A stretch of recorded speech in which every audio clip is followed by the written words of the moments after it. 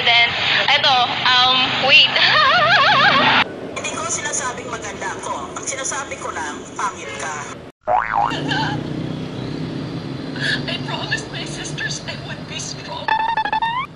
But it's so unfair.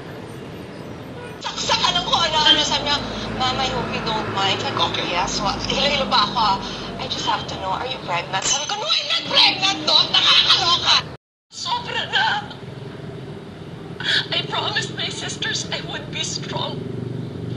But it's so unfair.